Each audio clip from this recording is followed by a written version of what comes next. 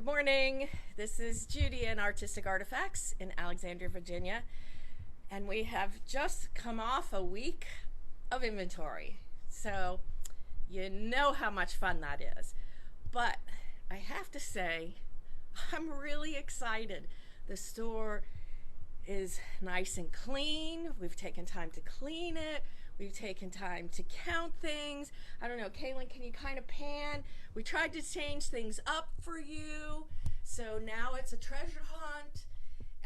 We moved some big fabric collections around. We did a lot of different things. We also needed to work with our barcodes and our Shopify system, which is still a work in progress. But we're doing the best we can. And appreciate your patience. We're pulling some orders. We'll get some stuff shipped out on Monday, and we thank you for your patience. But we have an absolutely amazing team here. It was great. It was actually even fun. We had potlucks for lunch, so it was really a nice week, I think, even though we were counting and everyone was here every day. So a great team, and we're very, very excited to open the store today at 10 for you to come and see what we've done. And yes, there's some things that have been found. We have found new stuff that we need to get on the website and get going for you. So, you know, it doesn't all happen in 1 week. We keep maintaining things and we'll keep adding things. But who did I see a note? Deborah Bowman said, oh yeah, it's where you find stuff. Yes, we definitely found stuff. It's not up there yet, but we found stuff. So let's see. So the announcements are we're open today at 10 to 4 Saturday. We are going to start releasing the packages. Monday's a post office holiday, but we're going to we will be processing things for you, so that is good. Now, the Creative Summit is up. That is in April. There's Liz Kettle, myself, Libby Williamson, and Gwen LaFleur are all teaching classes. Everyone at the summit requested those same teachers to come back and teach for a year. The idea is that we change them over going forward, but they said we couldn't choose. All the classes were so great, and so we did that, and we want you to take a look at it, sign up for it. It's really we just take over the whole building, and it is a lot of fun. So that's there. We've added some new classes. We've changed up some things that we're doing. We have embroidery basics that starts in this month, and there's 2 sessions, one during the week, one on the weekend. So we've tried to do that with a couple of things. So the 3rd Saturday of every month, except April, we'll have some type of machine class that you can come and bring your machine and learn some things about it. So we're doing that. We got so many ideas to get rolling, and we're going to keep adding those. So that's the announcements. We got any questions so far? Lots of good mornings. Everybody's morning. saying good morning and where they're from. Oh, awesome. Lots of different weather everywhere. Somebody's got snow. We're actually in the 50s today here. Yeah, we're a far way off from snow. It's just rain here. I kind of wish we'd have some snow. I wanted some too. I did too. So good morning. All right, so the picture that you saw was threads, okay, and Ultra Solvy by Sulky. So this is a heavy duty wash away. That's what we're going to use today, and then we're going to use an assortment of Wonderfill threads. So this is kind of the closest idea, and I'll show you specifically. So this has some machine stitching, and this has some hand stitching. And it actually, Liz Kettle, who, as far as I'm concerned, is Thread Goddess, gave us some ideas on that, about how to work with the the threads. Now, she has classes on the Patreon, which are really pretty phenomenal. And that's how this idea started. So this is a piece that I did do with Liz. And this has got no thread stuff in the middle of it. Ooh, wow, that sounded really bad. This does not have too much thread gunk in the middle. So, and then I have some painter's thread here, some more hand stitching. So this is really a piece that could just get mounted on a canvas, which I will hopefully do and have ready for you guys next month. So there's a pretty extreme difference in how to do it. This is more of a finished piece. This is more of a piece to be used with something else. And then the other thing was the case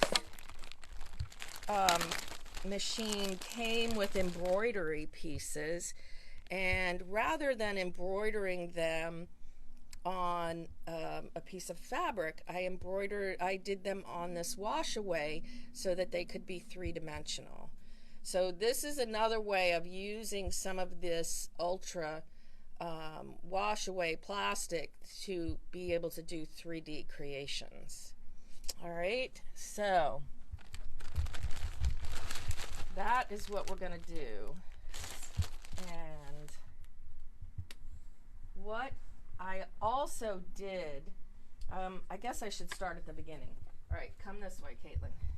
So this is 2 pieces of this Ultra Solvy. You can see it's pretty heavy plastic. So I took a piece and just cut them in pieces. You can hoop this, but because it is ultra, you don't have to hoop it. And I'm really much better without hooping things. So I did that. Now, one of the things I will tell you is once you open a bag of this plastic wash away, you need to keep it in a sealed bag. I have a sample of what happens when you don't put it in a sealed bag. Can you hear that crunching? It means it's lost some of its moisture. This is softer. This is harder. So if you don't put it in there, it loses its moisture, so it's not, I don't know what it's like to sew on it. I'm certainly not going to throw it out, but that makes a little bit difference. So what I did this time was I took a wood block here, and I'm going to use this one this time because it's going to help me with patterns. I always look to other things for patterns. For some reason, it just helps me. So I've got my foam mat. I have my wash away stabilizer, just one sheet. And I'm going to do this. Doesn't really matter what color. And I thought, okay, well, paint's liquid, so is it going to cause a problem with my wash away? But it didn't really, so it's okay. Just trying to get the pattern. It doesn't matter what color paint it is because it's going on the wash away and it's gonna wash away, so it does not matter.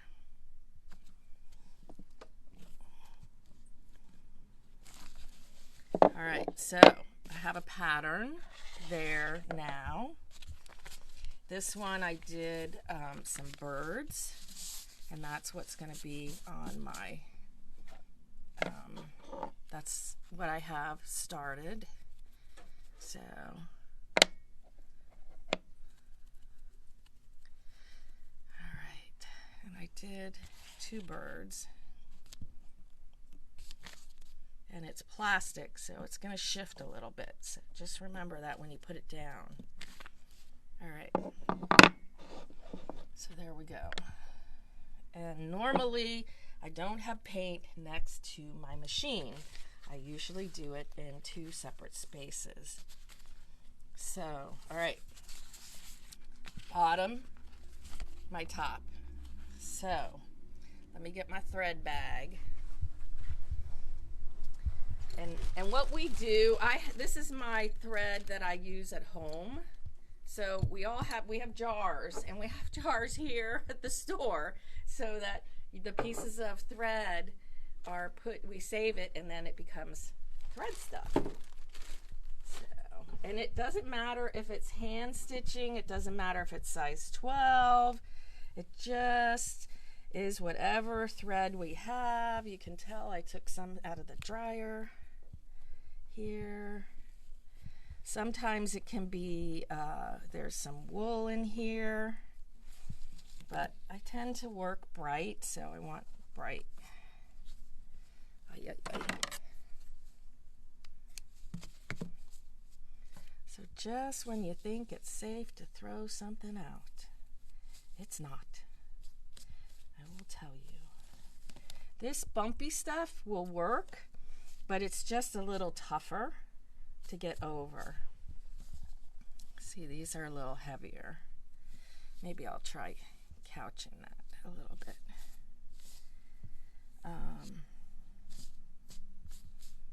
want to make sure I do try to limit the bumps, just because, you know, it makes it a little bit harder.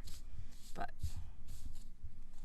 and I can do just a whole sheet of this without any pattern intended, and then cut it apart so that you can make shapes. This is again just this is a stash builder tool that you do. And so I'm going to go over this here, and you can pin it. I have also, because you can usually get it to stick, but it's okay. Pins will work better. And you can see how carefully I laid all of those pieces here. And I'm going to stick this on the end. Enough of it that it's going to stay. All right. So that's as complicated as it gets. Got it? Any questions so far? Okay. So if we look at what's underneath my needle now, you can see I'm using the 790 Pro, which is absolutely the most fabulous machine ever. I do have cotton thread in here, and I'm just using, because you have to stitch this together so it gets, so you're trapping your threads. If I'm just working on this without a pattern, without having a bird stamped on it, then you want to make sure that you're going down and up and down and up. So let me see if I can do another piece. So that was just kind of a trick, but let's see if we can show you what I mean. If I just take this, sorry, I should have done this first. Remember, we've been doing inventory. I'm not all here. Let's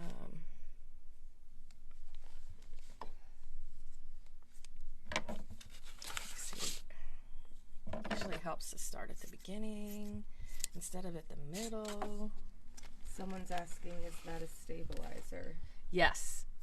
This is a stabilizer. They have other names of it. This just happens to be the brand that I've used before, and we do have it. And what foot are you using? I am using the BERNINA stitch regulator, because that's how I do all my free motion. If you do not have a stitch regulator, then you can use your whatever, it's a shank. We can look at what some of the other feet are to use if you don't have it. Open toe embroidery foot would work too. All right, so this is just creating for the fact of creating. So what I'm going to do here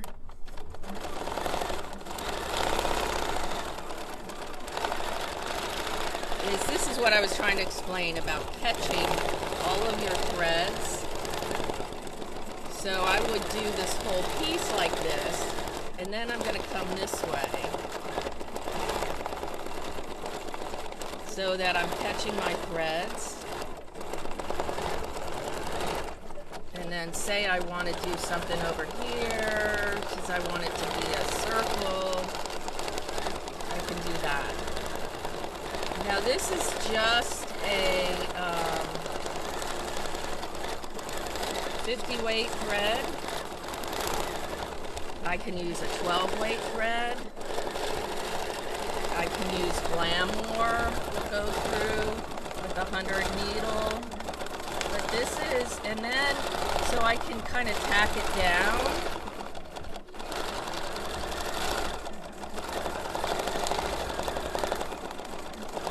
And then if I want more of a pattern, then I can do that too. See, this is all, I have some ribbon in here, but you do have to make sure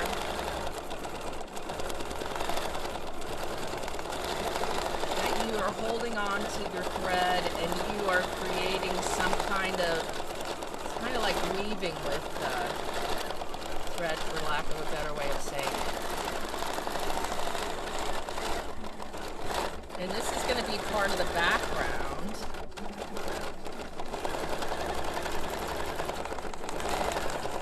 And I want to keep as much of this going as I can. So you can see I've gridded it out. So it's keeping my thread connected. And it's grabbing my thread nest underneath it. Does that make sense? And then I can have a little bit of ribbon here. So I can come in here and make this more of a feature, and I can come back and change my thread. So I can change my color, I can change my weight, I can change a lot of different things there.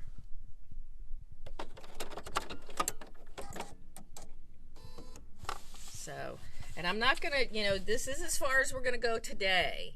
So if you want to play along, you can make several pieces of this. You can try stamping a wood block like this one. And then when we come back into next month, we're going to make things with this stuff.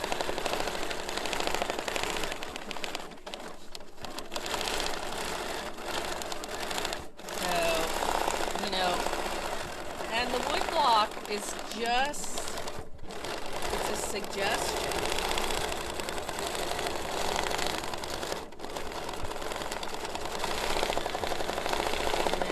It just is a suggestion. But it helps you think about, how you have to cross over and how you can get all your threads in there. And you can put as much thread in there as you want.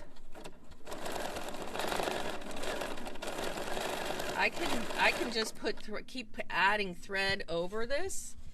I can hand stitch over this. Here's my bird this way. You can, and as I said, try changing. You can use a polyester thread.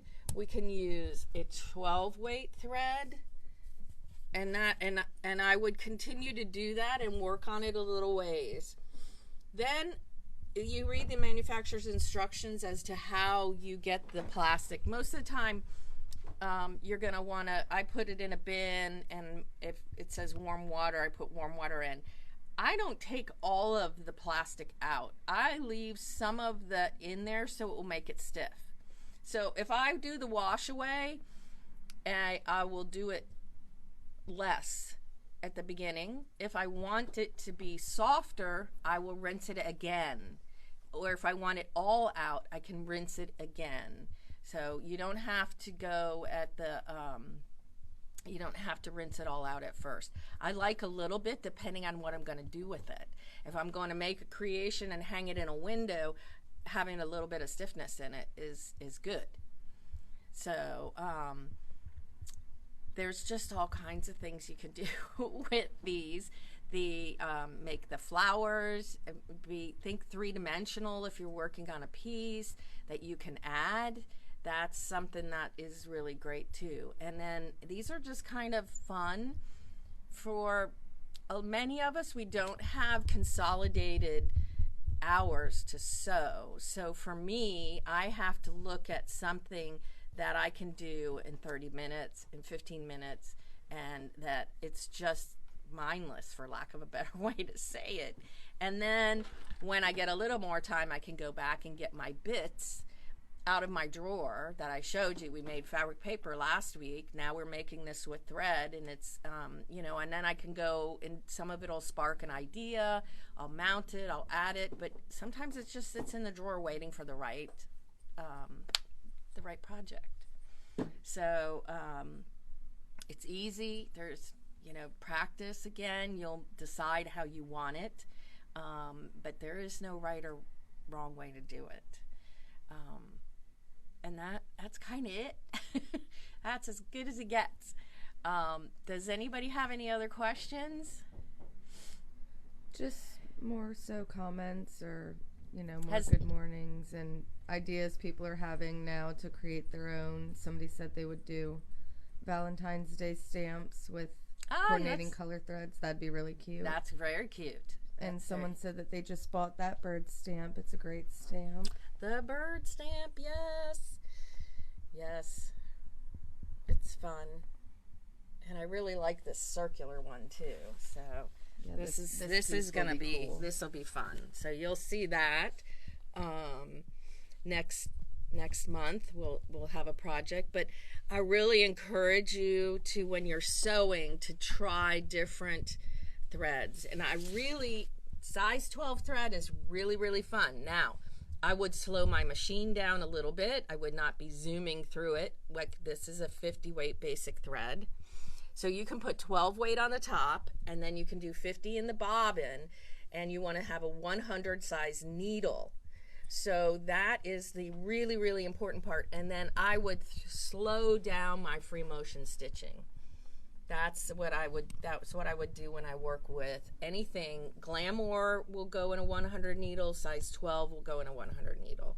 So I would ask you to try different thread weights when you're doing this. Someone asked what thread you would use for hand stitching. Hand stitching can be, you know, we are wonderful dealers, so I go to Pearl. And but you can hand stitch with Glamour, 8 weight. We have painter's threads, which are hand dyed from Germany. They go from they have all kinds of assortments. That's where that loop trim came from on the other piece. This is painter's thread, and we have that. This, if you look here, this is a netting piece that I laid down in there because that's where I wanted it specifically. So this one is a little more of a planned piece. Well, it's definitely a planned piece, not a little bit more. It is definitely planned. But then these are going to be these French knots. Usually I hand stitch with Pearl. You can do it with a Sashiko. This is GIMP. That's a painter's thread. Then this is also, I didn't bring metallic with me, but you could certainly do metallic. This is Spotlight. And does the paint stay after rinsing on these pieces? They won't. And the reason why they won't is because I have stamped the wash away.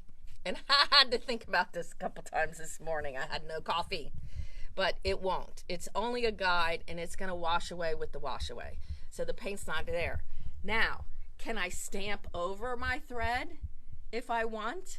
Yes. So say I want to have I have thread mush. I know there's a better name for it, but thread collage. There we go. Thread collage sounds so much better. So say I made a piece of a collage and I wanted to stamp something else on it. After I've gone through my wash away, I've done all my stitching on it. Yes, you can stamp it on it again. We can stamp on the fabric paper. We can stamp on this. I use my wood blocks and my rubber stamps all the time on any surface. So yes, you can do that both ways.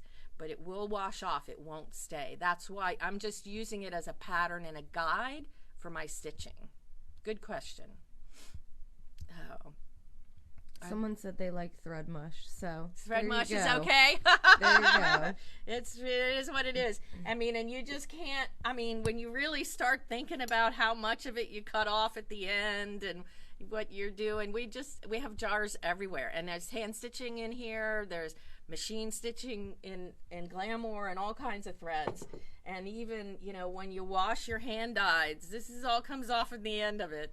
And it all goes into the jar. So there's not much that we throw out anymore.